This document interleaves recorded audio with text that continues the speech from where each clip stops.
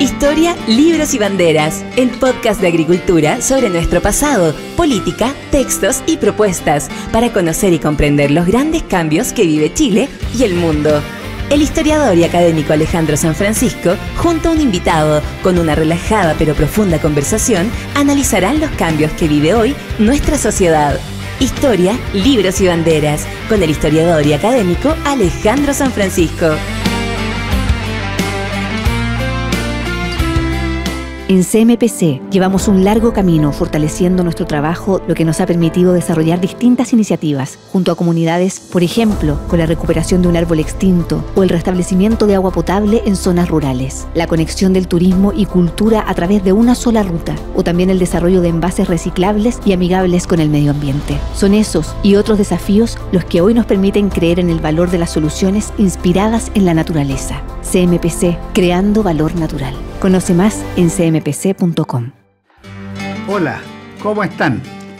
Un gusto encontrarnos nuevamente en Historia, Libros y Banderas. Hoy con Orlando Sáenz, un hombre polifacético, dirigente gremial, ingeniero de formación, empresario, que además ha escrito numerosos libros y libros de distinta naturaleza. Su vida cambió radicalmente en 1970-71, cuando fue elegido presidente Salvador Allende de la República, y en el caso de Orlando Sáenz fue elegido presidente de la Sociedad de Fomento Fabril, de la SOFOFA, y ahí jugó un papel muy destacado como dirigente gremial y luego como parte de la oposición social al gobierno de la Unidad Popular. Y hoy nos hemos reunido con él a comentar un libro realmente fascinante, Testigo Privilegiado, que tiene además un subtítulo que describe muy bien el libro. Dice: anécdotas, curiosidades, revelaciones, indiscreciones y peripecias de un espectador afortunado del pasado reciente. Este es un libro que yo me lo leí en 2 tardes. Tiene capítulos de 4 páginas, cada uno con un tema. Y mi primera pregunta de esta edición editorial Arcus 2017 es: ¿por qué decidiste, Orlando, escribir este libro? Y muchas gracias por acompañarnos. Gracias a ustedes por invitarme. Bueno, el libro lo escribí porque había empezado a hacer unas memorias. Pero después pensé de que la verdad las cosas que a la gente no le interesaba mi vida, lo que era tal vez interesante de transmitir.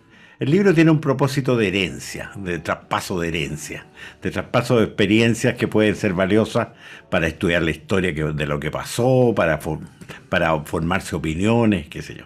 Entonces, cuando decidí que las memorias no era cumplía esos propósitos, me decidí a hacer una especie de salpicado, de anecdotario de las cosas que yo había visto en mi vida y que me parecían verdaderamente interesantes de traspasar y que siempre me mostraban en esa faceta que yo creo que es la sobresaliente mía, que es la de ser un testigo privilegiado. Yo ahí tengo no sé si una discrepancia, porque es verdad que fuiste un testigo privilegiado y yo creo que en el libro queda razonablemente bien claro eso, pero también fuiste un actor relevante. O sea, eso de ponerse en segunda fila no será exceso de modestia. En algún minuto tú fuiste un actor principal de la actividad política chilena, entre los actores relevantes. Ahora, claro, uno dice, los presidentes de la República y 3 o 4 más son los más importantes, pero se abre un poco el número de actores importantes. Bueno, mira, lo que pasa es que uno se puede juzgar a sí mismo en su calidad de testigo. Tal vez no sea capaz o no sea objetivo cuando se juzga como actor importante. De manera que la calificación de actor importante no soy yo el que me la debe atribuir. Es quien es testigo de lo que vi y de lo que hice. Pues tal vez haya eso en la elección de la definición de testigo privilegiado. Pero yo sigo creyendo, por las cosas que me han pasado a lo largo, no solo de ese periodo, sino que de toda la vida, me han pasado cosas raras, cosas extraordinarias. Es como si mi destino estuviera marcado para estar presente en acontecimientos así especiales. Te voy a preguntar por uno de esos acontecimientos especiales. Tú en 1970, siendo una persona no de segunda línea, de tercera o cuarta línea a nivel nacional, tuviste la ocasión de conocer a Salvador Allende, senador de la República, pero que había obtenido la primera mayoría el 4 de septiembre de ese año. Sí. ¿Qué relación tuviste con Salvador Allende? Pues yo noto una conclusión doble. Tú tienes como una especie de admiración por Allende, lo valoras como persona, pero por otro lado califica el gobierno como desastroso, particularmente en el tema económico. Efectivamente. Bueno, lo que pasa es que yo creo, o por lo menos siempre he tratado de ser objetivo con la gente y nunca he dejado que no poder sentir, no he sentido, yo no me tomo la vida en términos antagónicos. Opinar distinto de una persona no tiene por qué ser sinónimo de repudiar todo lo de ella. Uno puede encontrar simpático a un enemigo, y de hecho lo fui enemigo y bastante duro de Allende, pero eso no quiere decir que no pudiera apreciar sus cualidades, que las tenía y muchas. ¿Cuáles, por ejemplo? Era un hombre simpaticísimo, era un hombre tremenda. Yo he conocido, y a lo largo del libro se ve, he conocido creo que 8 o 9 presidentes de Chile seguidos. En realidad yo he conocido personalmente y a veces con bastante profundidad todos los presidentes de Chile, desde Gabriel González Videla hasta actualmente, hasta Sebastián Piñera, a pesar de que tanto la Bachelet como Piñera los conozco demasiado poco o demasiado superficialmente como para haberlos incluido en la lista. Pero a todos los demás, desde don Gabriel para adelante, los traté, los conocí, los conversé, qué sé yo. Don Gabriel ya cuando estaba bastante viejo y era expresidente, obviamente. Pero en fin, nunca y tengo juicios sobre cada uno de ellos que en general hay un factor común. Nunca he visto la figura que se ve desde la calle. Siempre una de las cosas que me ha extrañado es la diferencia que hay entre el personaje que yo conocí y la percepción que la gente tiene de él. ¿Y qué se produce? ¿Se humaniza el juicio? ¿Qué pasa? Por ejemplo, don Jorge Alessandri, toma el caso de don Jorge Alessandri. Don Jorge Alessandri, yo creo que si uno le pregunta qué imagen tiene el chileno medio de él, los que pueden tenerlo por la época que vivimos, va a pensarse en una persona adusta, en una persona tremendamente solemne, tremendamente seria, le decían el firmeza por algo, firme, de gran voluntad. Y la persona que yo conocí era una persona de un tremendo sentido del humor, sumamente simpático, irónico.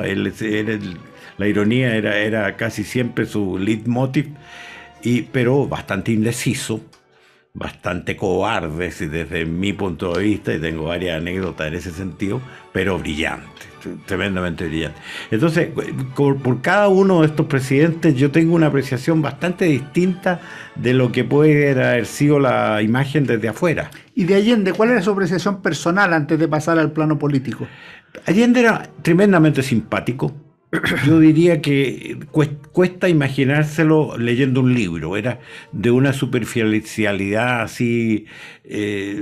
Sus convicciones provenían más que de sentimientos que de conocimiento. Yo no me lo puedo imaginar leyendo un libro. Debe haberlo leído en algún momento porque era médico. En su juventud dicen que leyó mucho. Sí, y era médico, entonces, por lo tanto. Pero era muy superficial, todas las cosas las trataba, y yo diría que desde un punto de vista muy personal mío, muy irresponsable, no estaba consciente de lo que estaba causando en el país, ¿no?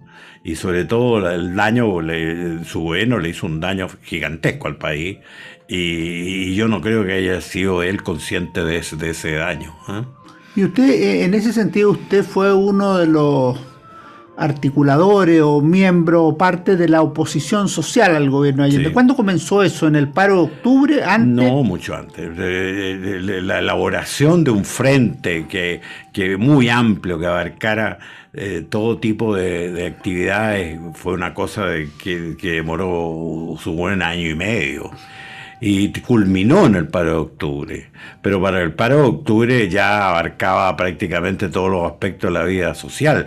El paro de octubre es una cosa que en Chile existe hay mucha gente que trata como de olvidarlo, trata de como de esconderlo, porque es muy doloroso, sobre todo para la izquierda chilena, reconocer que el gobierno de Allende colapsó por resistencia del pueblo chileno. Es muy doloroso para la izquierda aceptar que el que sacó a Allende del poder era el pueblo chileno. En su conjunto, no un sector determinado o un complot oscuro. El chileno tiene un profundo, diría yo, complejo de inferioridad. Y por lo tanto, cada vez que hace algo grande, trata de ver por qué me resultó esto, porque me ayudó tal factor o tal cosa, o vinieron de afuera. La izquierda trata de demostrar que Allende cayó por un complot fraguado en Washington. Una cosa así. ¿Por qué? Porque el que lo hayan hecho chilenos es como no es creíble, no puede ser. Y la verdad es que fue. Entonces eso es un factor a siempre tener muy en cuenta en estas cosas. Ahora Allende parece que tenía claro que el gobierno no iba a terminar mal, porque usted narra una anécdota que tuvo con él, que él decía ser carne de estatuas. Sí. O sea, cuando en esa tremenda entrevista, yo creo que tal vez si yo tuviera que escoger en mi vida el momento más dramático, fue esa última entrevista con Allende. ¿Cuándo fue eso? Fue como un mes y medio antes del golpe. Y cuando la entrevista abruptamente terminó por la proposición que él me hizo y que yo le dije, mire, presidente, voy a traspasar su oferta. Pero él me preguntó, dígame, ¿y cuál es su posición frente a la oferta mía? Entonces yo le dije, yo la rechazaría. A mí su oferta no me interesa. Entonces, y ahí él se quedó, dijo, bueno, no tenemos nada más que hablar. Entonces salimos caminando, no sé por qué, él me acompañó hasta la reja de afuera de la casa de ahí de Tomás Moro. Cruzamos todo ese sendero que había hasta la puerta, desde la casa a la puerta. Estaba lleno de guardia el jardín de la brigada cubana que lo cuidaba y qué sé yo. El GAP. Y ahí en el camino de repente paró y me tomó el brazo, me hizo que le pusiera la mano en el hombro y me dijo, yo soy carne de estatuas y las voy a tener no solo en Chile, sino que en todas partes.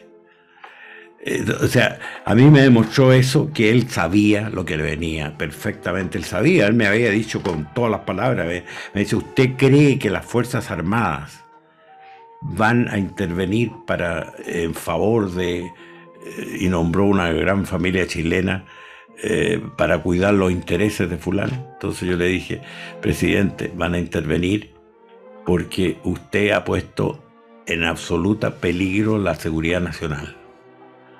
Chile está al borde de un colapso y por eso van a intervenir, no por sacarle las castañas del fuego a nadie. Por lo tanto, habiendo un diálogo así, un mes y medio antes del golpe, era obvio que él veía venirse la avalancha encima. Era sumamente obvio. Y en eso yo creo que yo desde mi modesta punto de vista, Allende no fue un hombre grande, pero murió como grande. Ya. ¿Ah? Lo que no supo vivir lo supo al morir. ¿Y por qué dice usted? Porque no sacrificó, no. Porque era un hombre de todos los presidentes que yo conozco. Voy a decir algo que es duro y que a lo mejor me voy a arrepentir después. Yo creo que el más leal para con los suyos que yo conocí fue Allende. Allende era incapaz de hacer algo. Era un hombre que sabía que había ciertos colaboradores de él que estaban causando daño. Sin embargo, la consideración en una conversación muy anterior a esa que te cuento ahora, él me dice, usted me dice, compañero, usted es un tipo raro, me dice.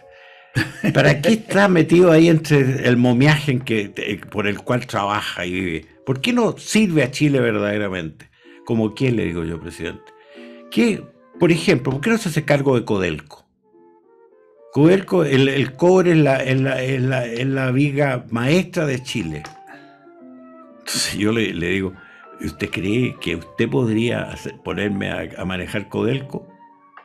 ¿Y qué haría si yo a la semana de estar ahí, Codelco le viniera a decir, oiga, aquí le traigo una lista de los que voy a tirar para afuera, porque no, estos fulanos son puros agitadores y no están haciendo nada parecido a producir cobre?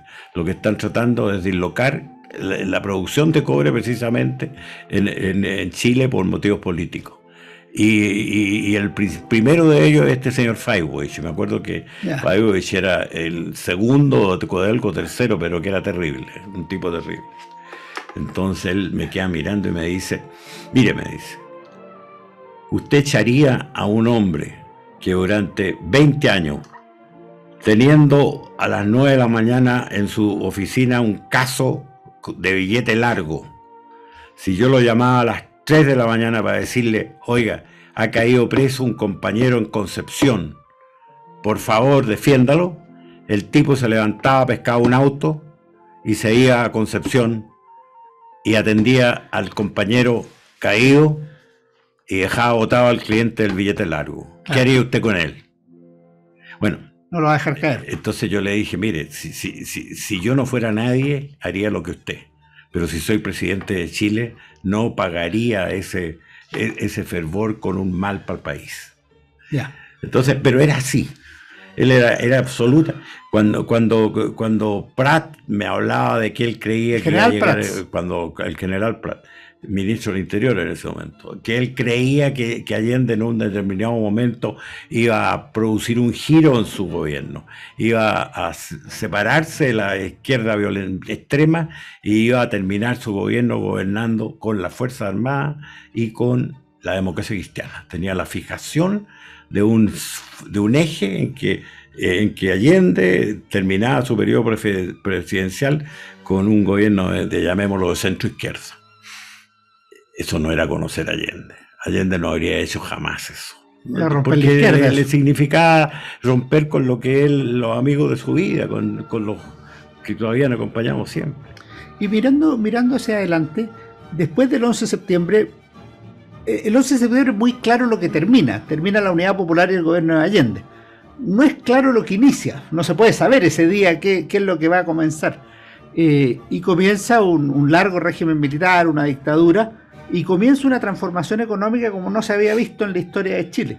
El crecimiento económico, el cambio económico que se advierte, ¿a qué le atribuye usted el mayor de la importancia? Yo creo de que Chile hasta ese momento funcionó económicamente hablando con la teoría cepalina de sustitución de importaciones. O sea, la política económica giraba en torno a que había una crónica falta de recursos externos y que por lo tanto el país tenía que orientarse de una manera que fuera lo más autóctono posible, que produjera todo lo que pudiera para autofuncionar y que importara y trajera de afuera lo mínimo. Entonces era una economía súper protegida en que los derechos de aduana eran prohibitivos, entonces se incentivaba por ese camino un desarrollo, que era por lo demás una aceptada política en determinada época y que por lo demás no se aplicó solo en Chile, fue la latinoamericana. Claro, fue a nivel latinoamericano la política de la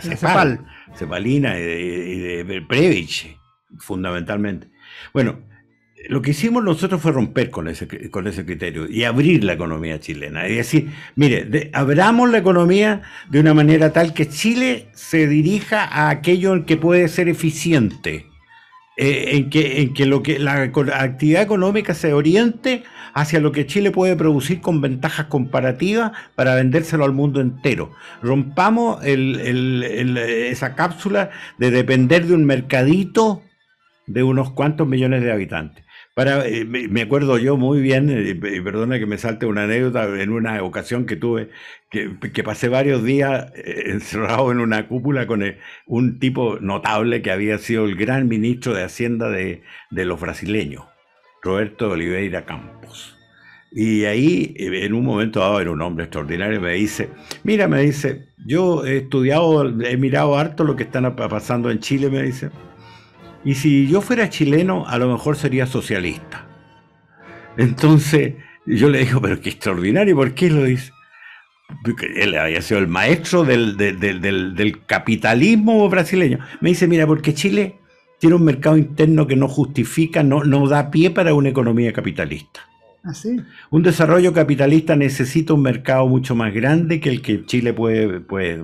Yo me quedo dando vuelta a esa lección, y lo que se hizo después de Allende fue abrir Chile. Y produjimos un terremoto feroz, porque abrir la economía, pasamos de aranceles aduaneros de 150% a 10%, y después a una etapa incluso menor. Una revolución. Entonces, claro, naturalmente, ¿qué pasó con eso? Que sonaron todas las empresas que en Chile producían por la protección, y empezó a orientarse la economía chilena a la producción que tiene hoy día, que es centrada en lo que puede venderle al mundo. Hoy día Chile está estructurado de una manera que la economía se mueve en el sentido de lo que es competitivo a nivel internacional. Y eso produce una asignación de recursos de una eficiencia muchísimo mayor que la eficiencia de la planificación, de decir vamos a producir pelucas porque se pueden producir, y si prohibimos que lleguen de afuera va a funcionar algo. Claro, sí va a funcionar algo, pero con una asignación de recursos.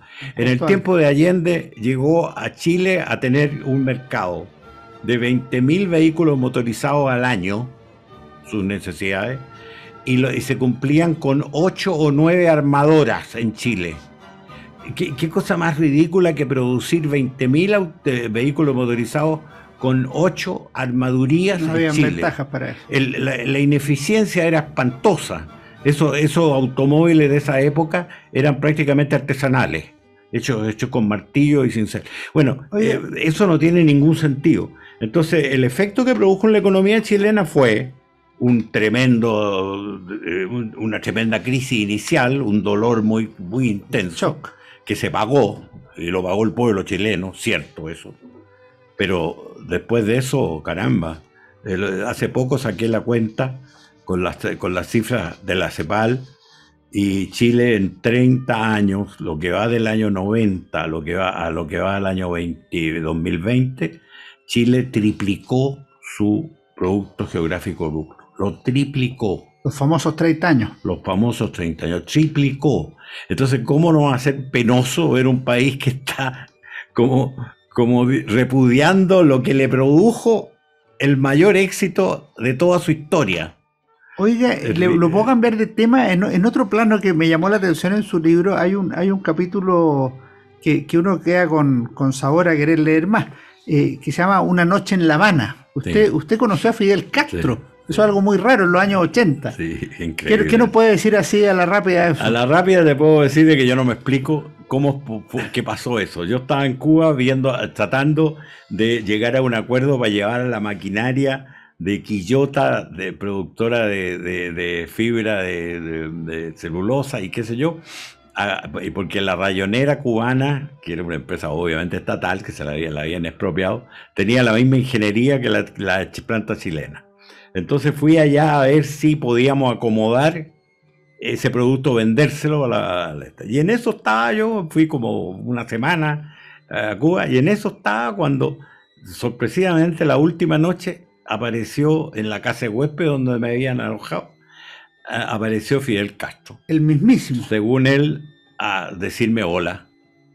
Y bueno, y esa conversación que empezó a las 9 de la noche terminó llevándome él en un jeep a dejar al aeropuerto para que tomara un avión que estaba saliendo, un charter que estaba saliendo a las 6, 7 de la mañana del día siguiente.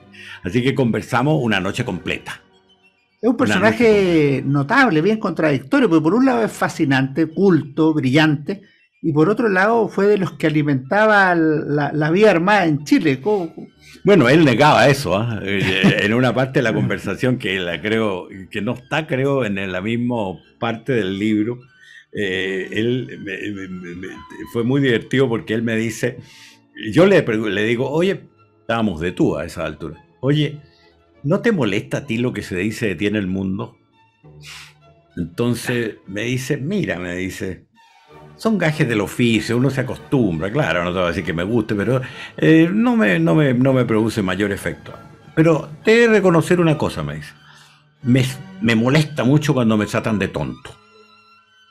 Entonces yo dije, mira, yo he oído muchas cosas afuera de ti, malas, pero jamás he visto a alguien que te trate de tonto.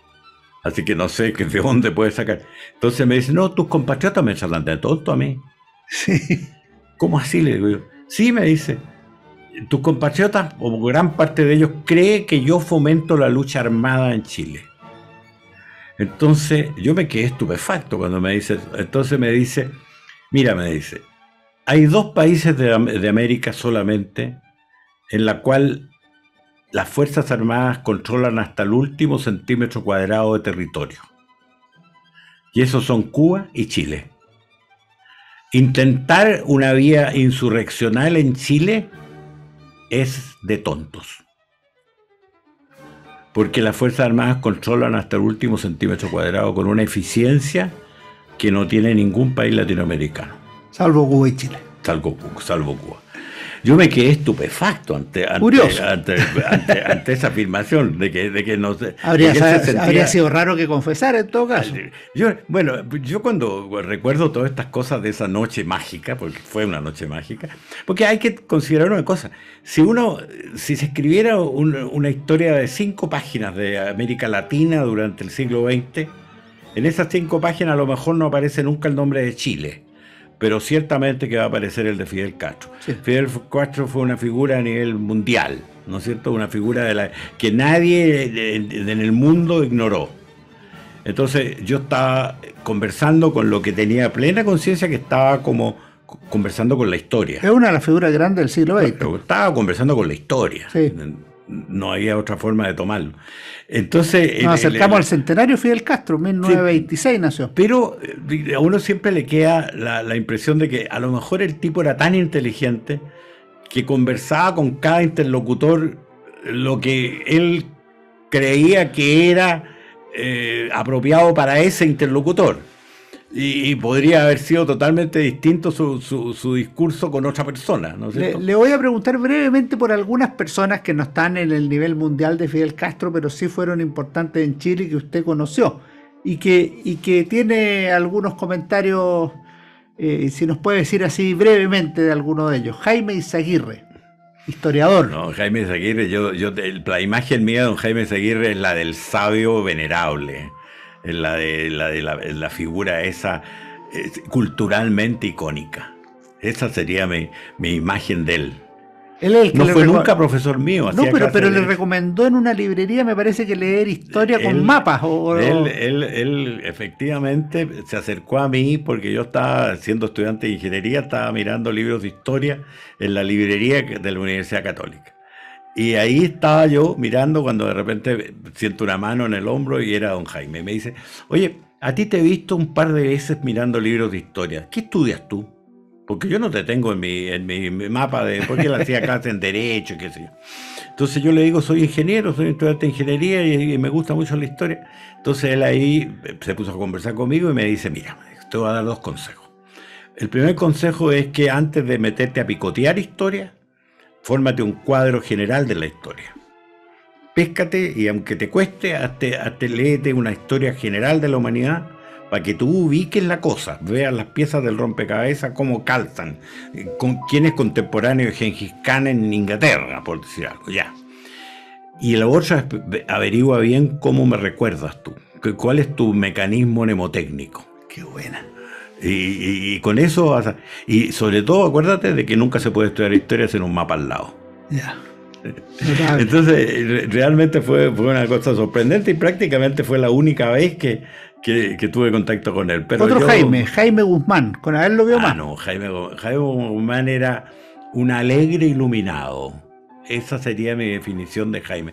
Era un hombre que veía el futuro impropiamente para su edad, pero al mismo tiempo era como como quien decirte, como el Pug de Sueño de una noche de verano. Era alegre, era divertido, era un gran tipo, realmente. Augusto Pinochet, también me suena una visión ambivalente de Pinochet, como que se quedó de más en el poder, Sí. pero al final como que Sí, usted no. decía que creía que le tenía mala, pero no lo... Sí, sí, es bien cierto eso de que al último de su esto, y conocí de él algunos gestos que me demostraron una consideración que ciertamente sus colaboradores no tuvieron conmigo cuando yo estaba en la oposición. Yo no la pasé nada bien No, pues usted fue opositor a él. durante el periodo de Pinochet.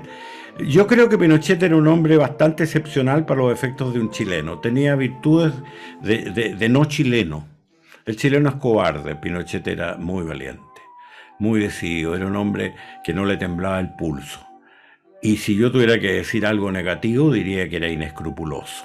Tenía para él el fin justificaba los medios, y desde ese punto de vista chocaba muy fuertemente con mi percepción del mundo. Pero era un hombre... Mire, nadie llega a las alturas de que llegó Pinochet sin cualidades personales muy importantes. El que cree que cualquiera llega... Hoy día el chileno medio cree que cualquiera puede ser presidente de la República. Y la verdad de las cosas es que está profundamente equivocado. Le pregunto por dos más nomás, rapidito. Patricio Aylwin.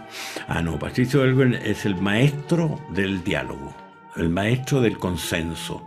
No había nadie que manejara la conciencia más profunda de que no se puede avanzar en nada si no es con consensos. Ya. Y era un maestro en la edificación de conceptos.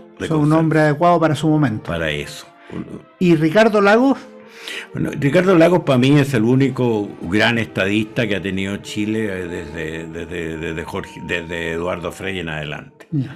Yo creo que yo en la vida Él mía... al revés, pues él sí que ha leído harto. Sí, Ricardo es una persona eminente y es una persona que yo no le admiro tanto su manejo político. Yo creo de que pudo hacer mucho más por Chile porque tiene una cualidad que muy pocos chilenos tienen, que es la capacidad de ser un gran estadista. Y Chile no ha producido estadistas desde entonces. Lamentablemente las circunstancias políticas lo sacaron de escena demasiado rápido. Le alcanzo a hacer una última pregunta en esta gratísima conversación, don Orlando. ¿Qué libro o libros le recomendaría a nuestros auditores y por qué? Bueno, yo diría que yo... Usted ha leído mucho, así que ya he leído, de uno o dos nomás. He leído demasiado. Pero si yo tuviera que elegir dos libros que han sido fundamentales en mi vida como conceptos, La Paideia. De Werner Jäger. Sí. Los ideales de la cultura griega. Los ideales de la cultura griega. Por la visión que tienen de la educación, de la formación, ¿no es cierto? Y el otro es La decadencia occidente. De Spengler, de Spengler. Cumplió un siglo de vida en sí y un siglo de su llegada a Chile. Apareció en 1918, llevamos 102, 103 años desde que apareció, pero es un libro fundamental. Perfecto, ahí tenemos dos tareas, eso sí que son tareas gordas las dos que dio.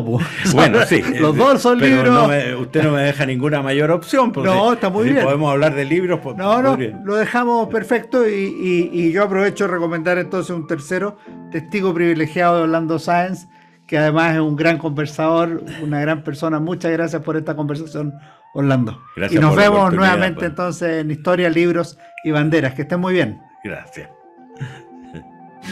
Fue Historia, Libros y Banderas con Alejandro San Francisco.